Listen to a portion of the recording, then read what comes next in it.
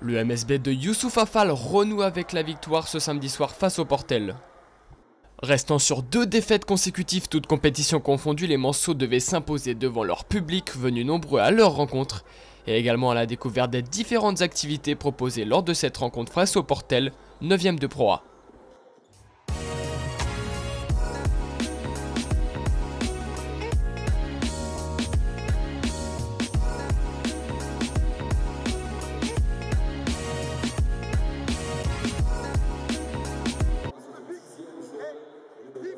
Et à 20 h, cette 10e journée de Pro A peut débuter pour les Manceaux. Et d'entrée, le MSB impose son rythme à l'image de ce tir au buzzer de Chris Lofton. Et en 5 minutes, les Manceaux mènent 12-5. DJ Stephens, le Moonman, décolle du sol pour offrir 9 points d'avance aux Manceaux à la fin du premier quart-temps, 23-12.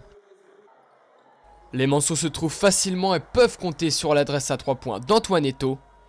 Il creuse ainsi 19 points d'écart en seulement 5 minutes dans ce deuxième quart-temps.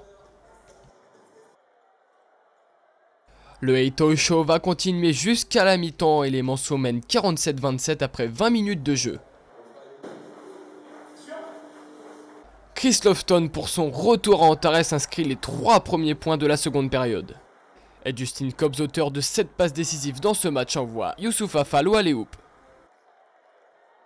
Et Chris Lofton a clairement repris ses marques et régale ses coéquipiers. Et Youssouf Affal ainsi que Romeo Travis inscrivent 2 N1. Ce qui régale Antares qui a fait le plein une nouvelle fois ce soir. Et après avoir inscrit 3 points durant ce quart-temps, Chris Lofton et les siens mènent 68-40 à la fin du 3e quart-temps. Et malgré un bon début de 4e quart-temps, les Manceaux vont logiquement se relâcher et permettre au Portel de réduire l'écart et de s'incliner finalement que de 14 points. Le MSB s'impose donc 77-63, victoire importante compte tenu du nombre d'absents. Maintenant, on était aussi en difficulté puisque, par exemple, un garçon comme Willy Eguet ne s'est pas entraîné de la semaine. Il s'est entraîné que hier, une petite heure. Et voilà, son apport est important là, sur 15 minutes. Après, on n'a pas Terry non plus. Donc on était à 8. Il fallait gérer un petit peu à la fois cette particularité sur la semaine d'entraînement et sur le match.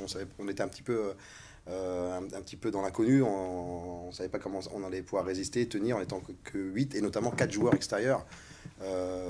Seulement 4 joueurs extérieurs. Donc bon, ça s'est bien passé. On est effectivement satisfait d'avoir retrouvé la victoire.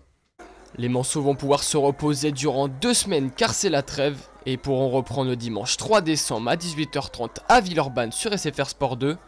Et prochain rendez-vous à Antares le lundi 11 décembre à 20 h 45 contre Nanterre.